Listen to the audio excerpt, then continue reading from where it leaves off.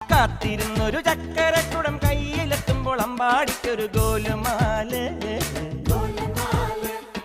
ചക്കരക്കുടം തൊട്ടു നോക്കി നാക്ക് പൊള്ളിയ ചങ്ങാതിക്കൊരു ഗോലുമാല്.